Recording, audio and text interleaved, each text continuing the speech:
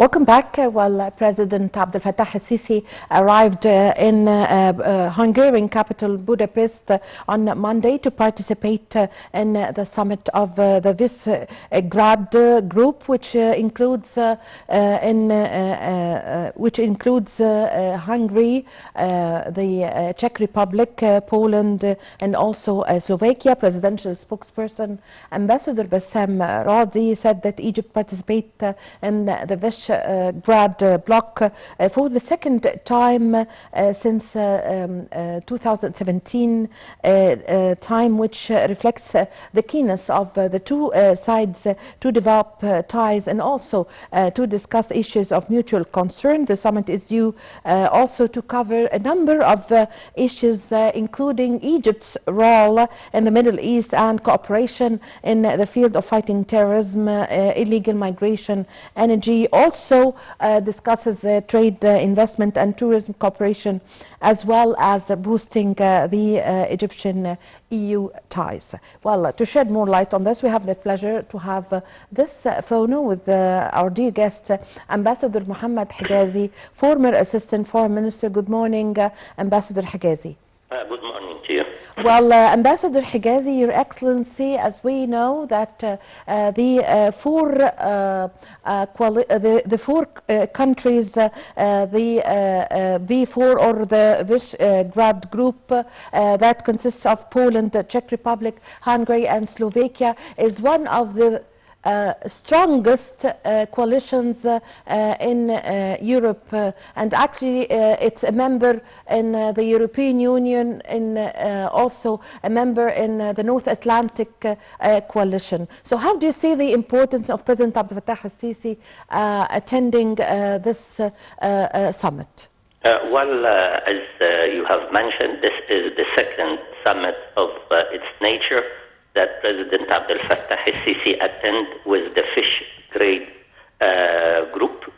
This grouping is one of the most important Central European gathering that has in common a harmony of history, culture, and economic development. The four countries, Hungary, Poland, Czech Republic, and Slovakia, have achieved many economic advances in the past decade, and they have become one of Central Europe's most influential grouping inside the European Union. The importance of having relations with these groupings, like, say, for example, the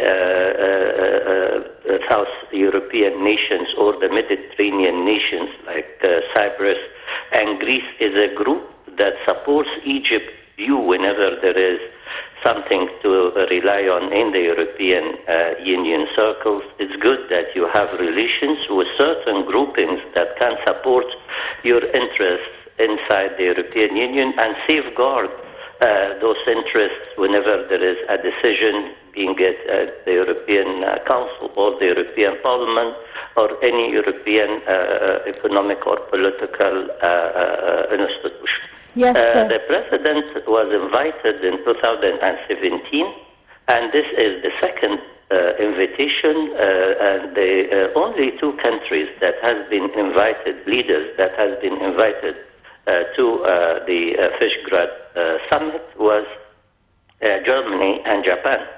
So inviting Egypt frequently shows that there is an interest from the summit members, the four Visegrad nations, to listen to what President Abdel Fattah el-Sisi and Egypt says in certain issues pertaining to their national security. On top is the question of terrorism, and Egypt has fought terrorism on behalf of the region and the world, and has a lot to say about the future strategies to combat terrorism. The second most important issue that concerns Hungary, Poland, Czech Republic, and Slovakia is, like many European nations, is the question of illegal immigration. On that, they might like to hear from President Abdel Fattah el-Sisi his approach, because we have a unique approach to confront illegal immigration and terrorism. One is to investments in the African countries and the countries in need. It is not a question of security measures that can prevent terrorism or prevent illegal immigration, but availing funds and investments inside those countries so that their people and youngsters either go to Europe or fall into the trap of terrorism. So helping them through development is the key to confront these two challenges. The third important pillar of this consultation is the bilateral ties that exist between those four economic blocks in Europe, or this economic bloc in Europe, where Egypt has enjoyed for many years, historically, strong industrial ties. Eastern and Central Europe were among the nations that have established Egypt. Egypt strong industrial base during the 50s and 60s, and they've been long partners to Egypt in the field of development. Besides consulting Egypt also in issues pertaining to the Palestinian question and the regional issues, and I'm sure the visit was an opportunity to explore with the leaders attending the Visegrad grouping to further discuss the situation in the region, the Palestinian cause, the Middle Eastern gas supply. Of course, Egypt has now become playing a pivotal role in the energy security issue for European nations, and I'm sure that there is a lot of projects that can be discussed in the field of energy security. Egypt will also talk about the worries it has because of the rigid Ethiopian position in the negotiation leading to the achievement of a legally binding agreement in regards to the Renaissance Dam. And I'm sure that there is a lot that those countries can do to further enhance the European position towards issues that pertaining to peace and security in the southern Mediterranean and in East Africa, where Egypt is an old partner to European Union. Yes, Ambassador Hegazy, now you've just mentioned that only Germany and Japan, beside Egypt, was invited to this meeting before. Yes. Yes. So what is the sign of this?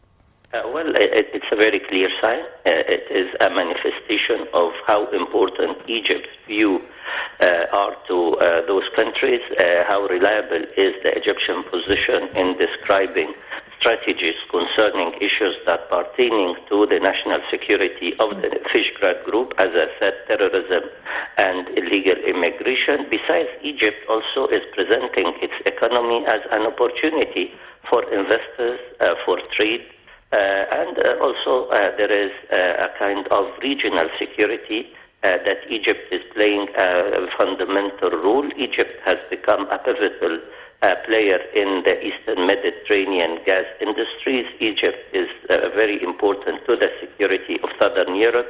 If Egypt is successful, Europe is successful. So that not only the Visegrad group, but all the European countries rely on Egypt as firm and strong partners in all domains, being it security, military, trade and industry, tourism, and in the cultural affinity that brings Europe to the Egyptian culture. And of course, the geographical proximity makes Egypt a player in the southern European security, in the Mediterranean, in the East, in the Middle East, and in the regional security arrangements as a whole. Yes, Your Excellency, Ambassador Hegazy, the President Abdel Fattah al-Sisi is expected to hold meetings with the Hungarian President, and also the Prime Minister of Hungary. And also, before this, the Foreign Minister Sameh Shukri have held talks yesterday with his Hungarian counterpart as a preparatory meeting before the summit starts. So how do you see the side meetings, the preparatory meetings before such a summit, where Well, every party could discuss some, one-to-one talk or side talks? Could you give us your insight concerning the side talks concerning this summit? Well, thank you very much. As you said, preparing for a summit meeting, you need preparatory meetings that studies all the files exposed to the summit level, the most important files between Egypt. First of all, let me say that Hungary has achieved economic gains over the past decades and work with Egypt in a figure around 260 million US dollar balance of trade, but at the same time, Egypt relies on Hungary in its railway industry, and as we all follow, there is always an important transaction between the two sides in this field. But in the political level, as I said, there is a variety of issues between what is security arrangements, being it illegal immigration or terrorism, or political issues like the situation in Libya, in Syria, in Iraq, in the Palestinian territory, as well as in Yemen and the Gulf security, besides the Red Sea and Mediterranean security. All are issues that can be discussed between both Egypt and Hungary, and Egypt and the rest of the fish trade group, and Europe in general. Add to that there is also tourism, like Egypt counts a lot on the tourism coming from East and Central Europe. Yes. That will be also another field of discussion, enhancing our industrial and investment, trade and economic ties with Hungary is among the issues. Always President Abdel Fattah al-Sisi presents Egypt economy as a successful experiment that has to be supported by the European Union. I'm sure that a lot should be expected from such an important gathering in fish trade, and hope that the relations between Egypt and Europe in general, and Egypt and the fish trade group, will remain always exemplary to other parts of the world. Yes, Ambassador Hegazy, Your Excellency, could you give us, do you expect signing agreements, because there are talks on trade, investment, also tourism cooperation, as you've just mentioned. So do we expect signing agreements between the Egypt and the coalition? Yes, any visit of such nature combined also a group of signatures that is added to the important agreements that exist between the four countries and Egypt.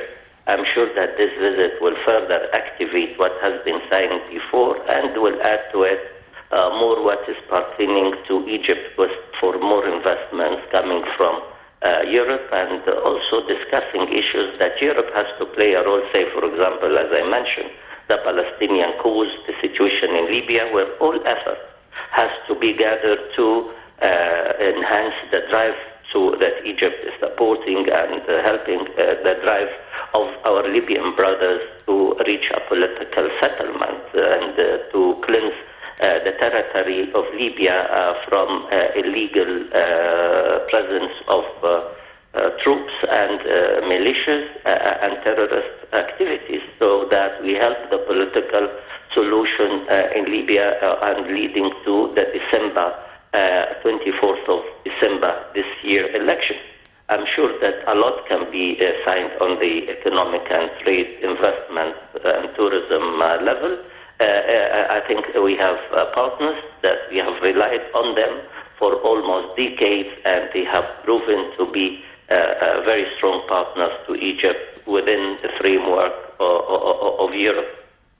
Yes, I thank you so much for your valuable information. Thank you for your time, Ambassador Mohamed Hegazy, former Assistant Foreign Minister. Well, with this, my dear viewers, we come to the end of this episode of our program, The Breakfast Show. I was accompanied with my colleague Mahisti Rabia. I thank you for watching. My name is Amal Mukhtar. See you tomorrow.